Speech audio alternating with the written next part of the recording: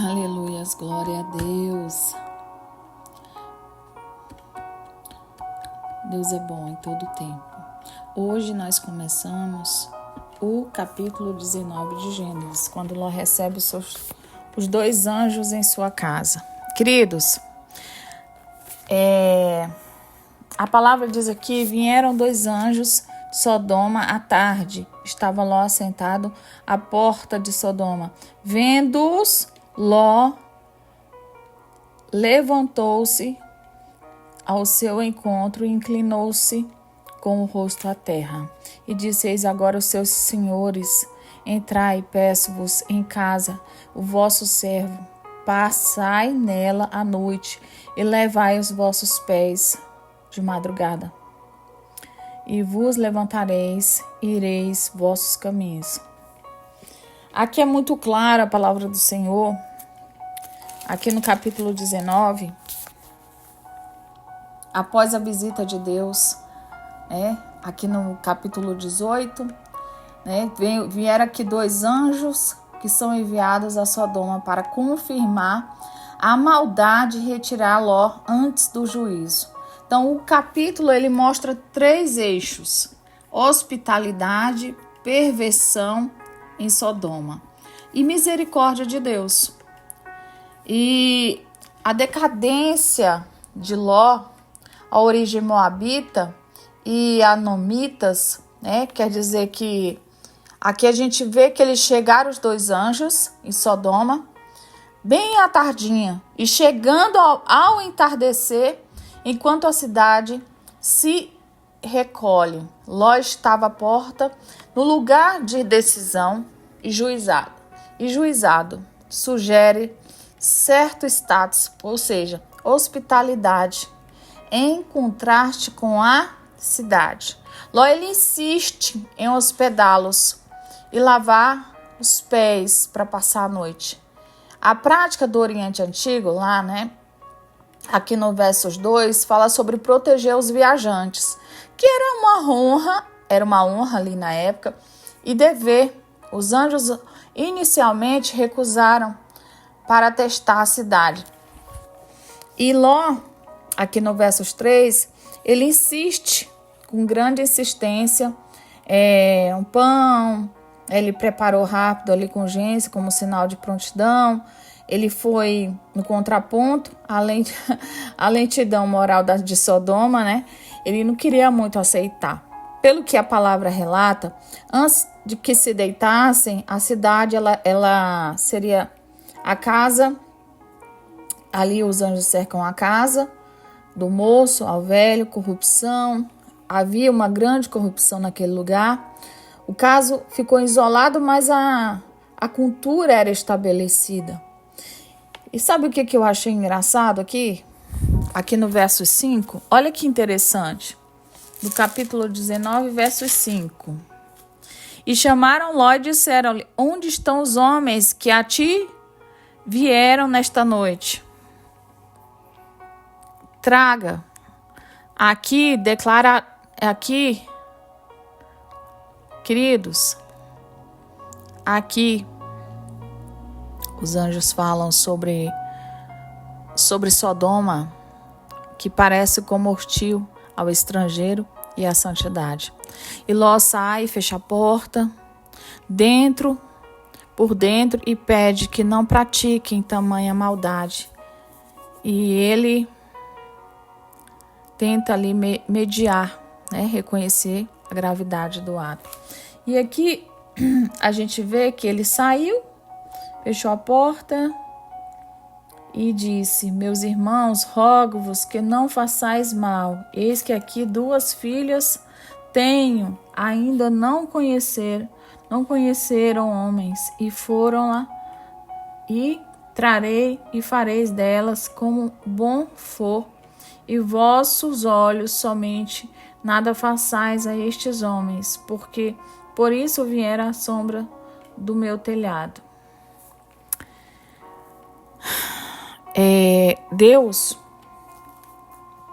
quando ele falou aqui dentro do livro 15:19, ele estava realmente, verdadeiramente,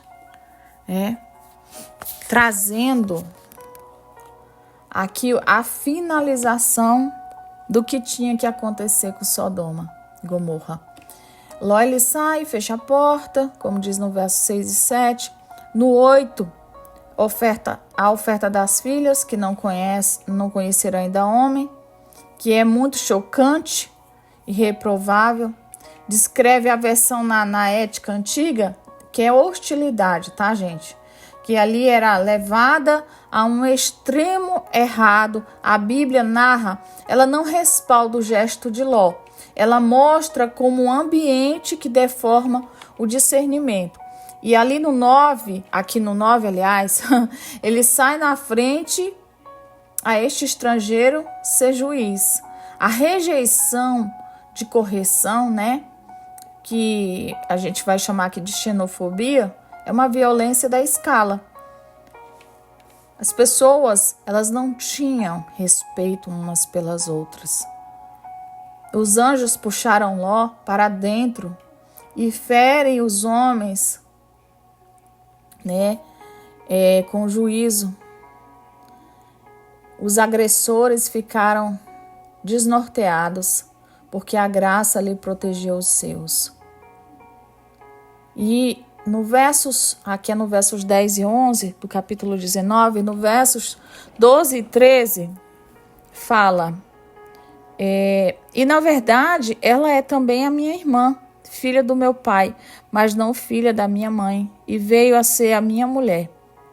Olha que situação que estava aqui. Que os anjos perguntam, tem aqui mais alguém? Vamos destruir esse lugar. E aí, Ló resolveu salvar a família. A maldade, ela cresceu diante do Senhor. Deus, ele não julga sem antes avisar. Deus, ele oferece saídas. Eu lembro que há muitos anos atrás eu fui em um culto e tinha um rapaz. Deus havia falado para aquele rapaz. Todas as vezes que eu ia no culto, Deus estava sempre usando alguém para falar, né? Que ele tomasse uma posição, E ele ria. Os pais eram evangélicos. Eu estava grávida do meu filho de 17 anos. Aí um dia, eles eram meus vizinhos de frente e eu gostava muito de lavar roupa de madrugada. Gente, era uma mania que eu tinha. E a roupa passava, eu ia lá, eu estendia. E um dia eu só escutei aquele tá seco. Quando eu olhei, ele estava estirado no chão. Ainda hoje esse menino vive numa cadeira de roda. Então, queridos, o que eu quero dizer aqui para vocês? Que Deus, o que Ele tem para nós é muito maior. Porque o diabo dá, ele toma. Ló, ele adverte os genros que achavam que era brincadeira. Aqui eu vejo Ló como no tempo de Noé. Para o povo fugir, o povo sair, avisar, Noé fazendo a arca, e era tido como louco, e Ló, aqui também não foi diferente. Sabe, as pessoas estão vivendo em corações insensíveis, porque a graça, ela está sendo ridicularizada, e Deus está alertando para a banalização do pecado. E aqui no versos 15, ao amanhecer, os anjos urgem, levanta-te. E o tempo da decisão chega. A madrugada do juízo também é hora da misericórdia. Isso aqui é muito forte, gente. Isso aqui não é brincadeira. No versos 15. É muito forte isso aqui. E Ló, ele ainda hesita ainda no 16 aqui, ó. Ele, porém, demorava-se. Aqueles homens lhe pegaram pela mão e pela mão da sua mulher e pela mão de suas filhas. Olha isso aqui. O cara não queria sair, ele estava sendo avisado, ainda queria hesitar ainda os anjos.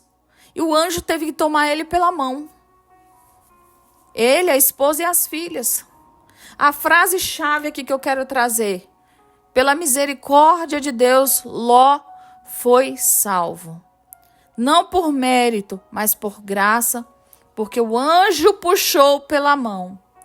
É interessante falar sobre isso porque as pessoas acham que quando Deus ele avisa, porque Deus ele avisa.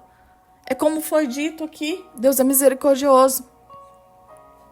Aqui no 17, aconteceu que tirando-os fora, disse: escapa-te por tua vida, não olhes para trás, de ti não pares em toda esta campina, escapa lá para o monte, para que não pereçais. Foram 3 ordens aqui, né? Foge, não olhes para trás, não pare na planície, foge para o monte. Ou seja, santidade exige ruptura, sem nostalgia do passado. Eu não posso romper com o meu passado se eu ainda estou vivendo nele no presente. Como é que eu posso fazer isso, pastora? Eu tenho que romper com o meu passado para que eu possa viver o meu presente. Senão eu não vou viver o meu presente. Eu vou viver do passado. E aqui é muito sério, né? Nada posso fazer até que entres ali, no versos 21 e 22. Que fala assim: eis que agora aquela cidade está perto, para fugir de lá, e é pequena. Ora, deixe-me escapar para lá. Não é pequena, mas para que a minha alma viva. E disse-lhe: eis que aqui tenho aceitado também neste negócio, para que não desistir daquela cidade de que falaste. Apressa-te e escapa para ali, porque nada poderei fazer enquanto não estiveres ali chegado. Por isso se chamou o nome da cidade Zoar, que é aqui dentro do 22. Nada posso fazer até que entres ali. O juízo é retido até os justos estarem a salvo. A soberania de Deus se alia à paciência. E o que é engraçado aqui é que entre o 23, que o sol ele nasce, quando o Ló ele chega a Zoar, né, que é um marco temporal, eu falo que é a salvação de Ló, ela antecede o juízo da planície, queridos. Então o Senhor, ele fez chover enxofre. No 24 aqui, vamos lá, vamos ler. Destruição de Sodoma e Gomorra. Então o Senhor fez chover enxofre e fogo do Senhor desde os céus e sobre Sodoma e Gomorra. Vamos lá. O Senhor ele fez chover o juízo cósmico e definitivo. A formulação do Senhor enfatiza que vem de Deus. Não é acidente natural. Deus, ele é infinitamente mais. E aqui o 25 destruiu aquelas cidades e todas aquelas campinas e todos os moradores daquelas cidades e os que nasciam da terra. E a mulher de Ló olhou para trás e ficou convertida numa estátua de sal. Não é olhar casual, é um olhar saudoso. Um olhar tipo, eu quero ir, mas se eu não quero? Eu saí do Egito, mas o Egito não saiu de mim? Então aqui, vamos lá, a mulher de Ló, eu quero trazer isso aqui, porque isso aqui é importante, gente, tá? Nossa maratona. A mulher de Ló, ela não considerou a ordem dada pelo Senhor, pelos anjos, né? E ela morreu ao olhar para trás. E havia dentro dela o apego que ficou com os bens, a amizade, tudo que ela precisou abandonar, ela não queria. Gente, é impossível conquistar a salvação se o coração estiver preso a prazeres, pecados deste mundo. Lucas capítulo 9, verso 62. Muitos têm ficado pelo meio do caminho porque não deixaram o passado para trás. Isso não é que eles estão presos, mas é porque há lembrança de um relacionamento que não deu certo, a tristeza, sabe, da perda de um ente querido. Isso, ou então a perda de um bem material. Isso, por conta disso, a vida fica prejudicada, estagnada. Eu vou dizer para vocês como eu perdi minha mãe, eu fiquei estagnada. Eu cheguei a um ponto que eu pensei que eu não ia crescer. Eu não ia crescer como ser humano. Porque eu estava vivendo do passado. E isso não é bom, gente. A gente não cresce. Deus não tem passado para ninguém. Porque se Deus tivesse passado, nós não viveríamos. Não existia passado, presente e futuro. Deus fala claramente. Queridos, nós temos que ter uma visão ampla. Aqui, Deus vira Rapcafa, que é Haphkh, que são as cidades e a planície. Tudo é o que? Desraigado. É uma reversão total. Vamos dizer aqui que onde havia orgulho, resta esterilidade. Então a mulher de Ló, ela olha para trás, ela vira uma estátua de sal. Não é olhar casual, como eu havia falado. Mas é você querer o que já passou. Lucas 17:32, lembrai-vos da mulher de Ló. Desobediência petrifica a vida. Desobediência petrifica a vida. Aleluias. E aqui no versos 27, 28, tô adorando o nosso estudo. E aqui no versos 28 e 27, fala que Abraão de madrugada vê a fumaça como a de fornalha, né? Ele começa a interceder e começa a contemplar o resultado, porque a visão confirma que Deus é justo, e ouvir a oração lá em Gênesis 18 que ele havia feito. Então, o que eu quero trazer aqui, queridos? Que quando a gente não obedece, a gente fica preso. E aqui no 19, versos 30, e subiu Ló de Zoar e habitou no monte, e as suas filhas com ele, porque temia habitar em Zoar, e habitou numa caverna, ele e as suas filhas. Então a primogênita disse à menor: nosso pai já é velho, e não há homem na terra que entre a nós, segundo o costume de toda a terra. Vem e demos de beber vinho a nosso pai, e deitemos com ele, para que em vida conservemos a nossa descendência de nosso pai. E deram de beber vinho a seu pai naquela noite, e veio a primogênita e deitou-se com seu pai. E não sentiu ele quando ela se deitou, nem quando ela se levantou.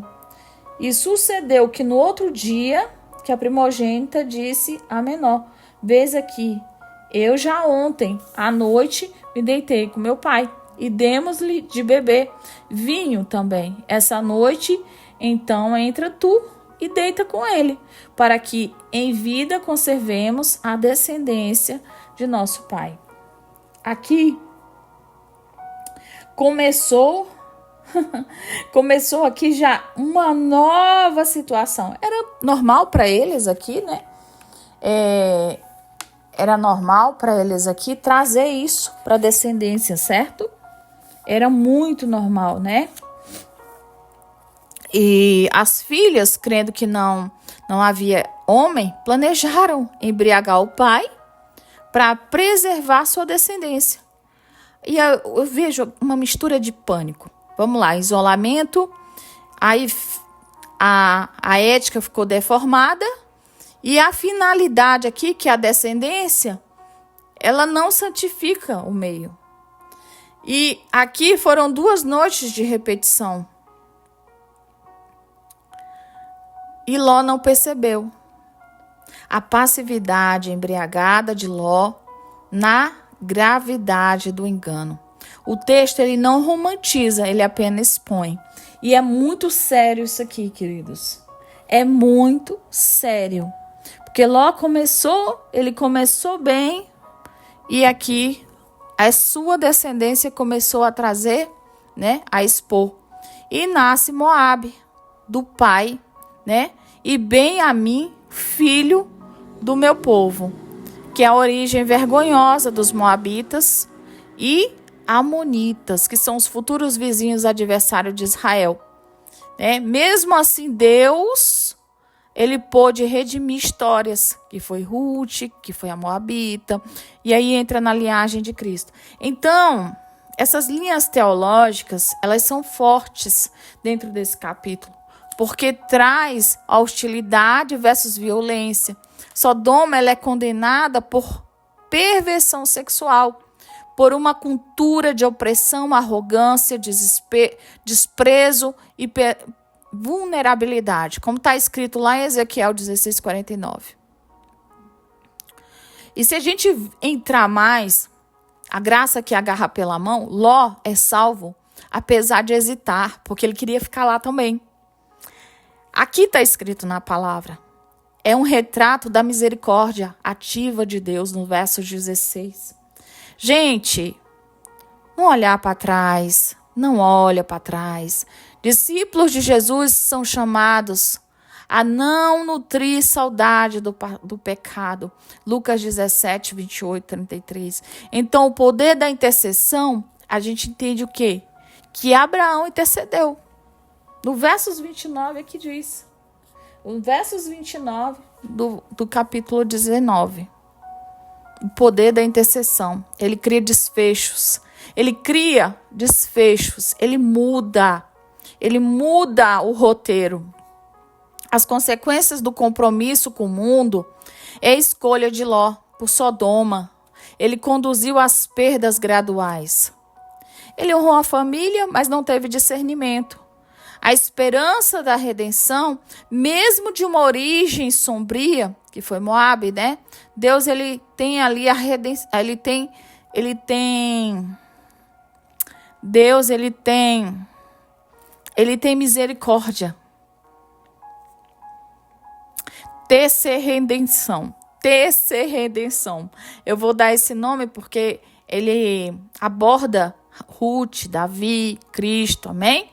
Então, essas aplicações espirituais, elas servem para romper sem nostalgia com aquilo que Deus já condenou, mas a obediência rápida, ela salva vidas. Então, interceda pela sua casa, pela sua cidade, porque Deus, ele lembra de intercessores. Guarde o seu coração e a sua mesa.